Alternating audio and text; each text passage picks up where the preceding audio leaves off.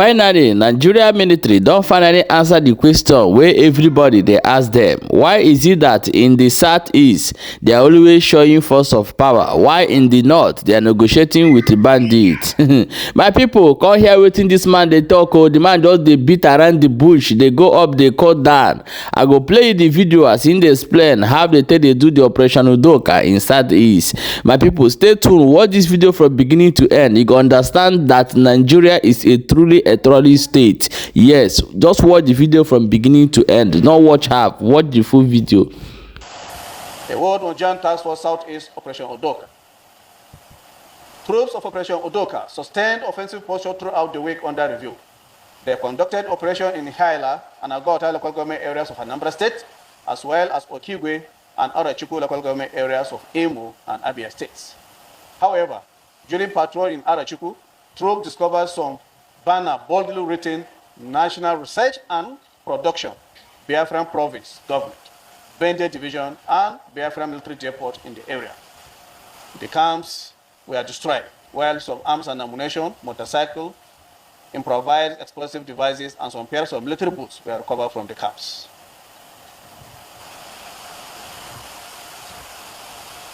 Before I go to closing remark, I told you that there was something that came up shortly before I was to come, and we need to let you know what it is.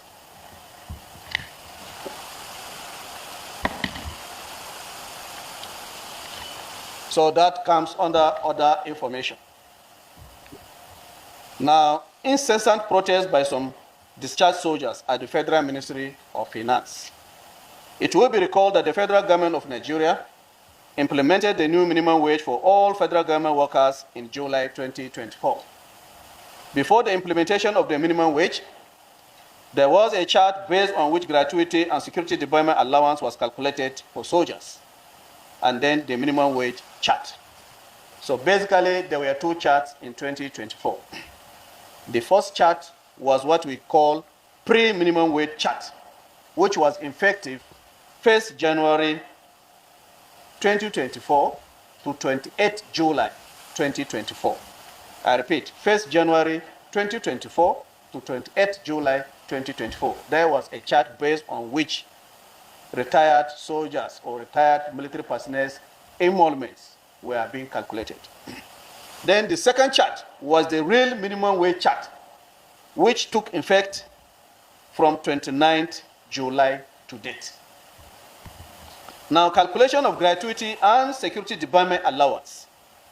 Gratuity and security debarment allowance for military personnel is calculated based on salary chart on the effective date on retirement. So if a soldier is retired today, the subsisting chart that his emolument will be calculated will be based on the chart today. If tomorrow another chart comes out, that soldier's emolument will not be calculated based on that. Unfortunately, the soldiers who retired between 1st January 2014 to 28 July 2024. I say again, those soldiers who retired from 1st January 2024 to 28 July 2024, before the implementation of the new minimum wage, wanted their gratuity and security debarment allowance to be calculated based on the new minimum wage chart. This cannot be done because the policy of the new minimum wage came into effect on 29th July.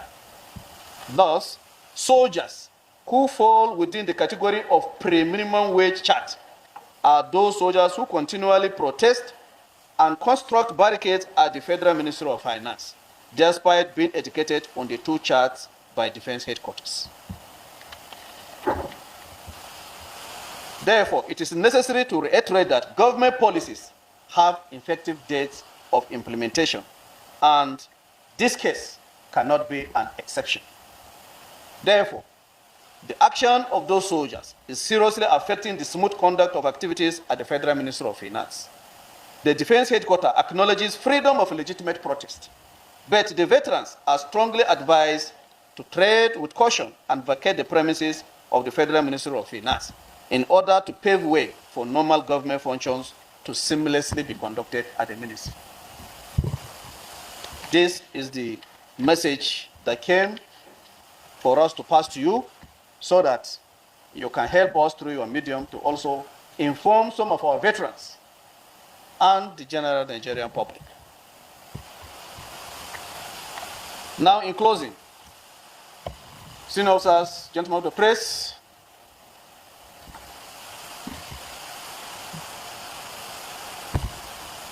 in conclusion, the Armed Forces of Nigeria remains fully committed to its constitutional mandate of defending the territorial integrity of our great nation, supporting civil authorities in maintaining internal security and ensuring peace and stability across all regions. We appreciate your continued support and objective reportage, which play a crucial role in strengthening national unity and public confidence. As always, we urge the media and the general public to rely on verified information from official sources and to refrain from circulating content that could compromise ongoing operations or endanger lives of our personnel or civilians. The Armed Forces of Nigeria, the military, has a document we refer to as Conditions and Terms of Service. In that document, everything regarding the disengagement and otherwise of military personnel are spelled out. And also, there are different entry methods or categories into the military. For soldiers, they go to depot. For officers, they go to as regular cadets, regular combatant cadets. They go to the Nigerian Defense Academy. And we also have other ways through which officers can be commissioned, granted presidential commission. We call it short service. That is open to graduates. And we also have direct short service that is open to professionals. When I mean professionals, we are talking of doctors, accountants, lawyers. They can go for direct short service. But short service, they go as combatant officers, but as graduates. While those that finish secondary school go to Nigerian Defense Academy as cadets, and you pass our academy. So there are different terms and conditions for the services of all these categories of officers and also soldiers. So whichever condition catches up with you, you take it like that, you go.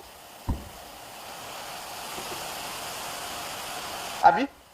Unless the terms and condition of service, Armed Forces of Nigeria is rewritten, we'll still go by what is contained in that document. That is for that. What was the second part?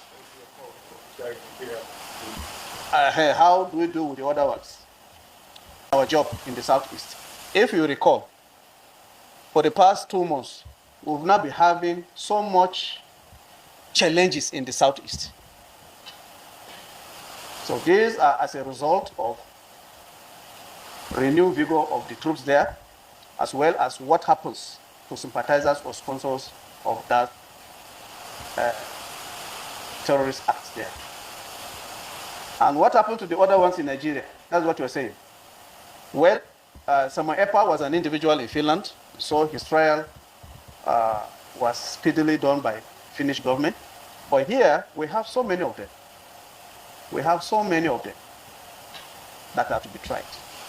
And in any case, the duty of the military is not to dispense justice.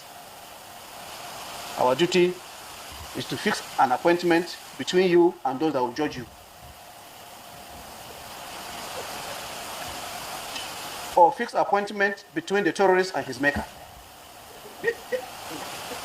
So what becomes of him is not our business again. But we just have a task of doing this too. And we have done it. And the judiciary are doing their own. Thank you.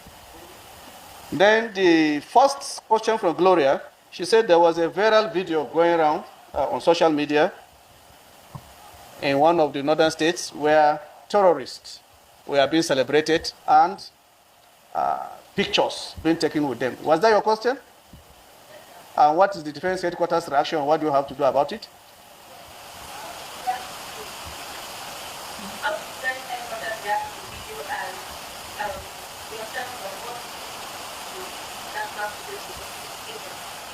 Well, like I told you, a terrorist is a terrorist to the military. Whether they become friends and well-wishers to other communities, that is not our business. A terrorist is a terrorist, and that is why our troops are in various theaters ensuring that they take away these terrorists so that you and me can go about our normal activities without fear of intimidation. Sometimes, these terrorists we are talking about, some of them are part of us. They are from within the community, some of them. True of us. Good. So until we catch you and interrogate you properly and ascertain that you are a terrorist, then you are a terrorist to us. So many narratives has been passed across social media about how terrorists are treated in some parts of the country. We don't treat terrorists as such. I've told you what we do with them. If we grab them alive, we hand them off. But if in the course of our operations, exchange of fire, they go, then fine. So defense headquarters or the military for that matter do not, I will never entertain that kind of fraternity with terrorists. It's not part of our game. Thank you. And let me also, based on what I read to you about the activities of some of our veterans at the Federal Ministry of Finance, I've invited one of our stakeholders in the finance sector who are constantly talking to these soldiers. When I mean soldiers, the retired ones that are causing those problems. They have been talking to them in collaboration with Military Pensions Board. So I want to give him a minute or two so that he can also lend his voice to what I've just read to you, because nobody asked about it. So he can also add his voice so that we'll be more informed about what the Defense Headquarters is doing in order to ensure that those our veterans that are always barricading entrances to Federal Ministry of Finance, disrupting traffic, and obstructing activities of the ministry are talked to. Okay, my wonderful people, una don see am o. So una understand where in the drive go and where in the drive come. E go tell you say, na like this, na like that. But in several videos, several events, several occasions, they are always negotiating with their own people. But in Southeast, they always want to buy because they don't want to see anybody that will give them tough time over there. I bet may you drop your own opinion in the comment section and share the video so that other people go get the information and know how it dey go.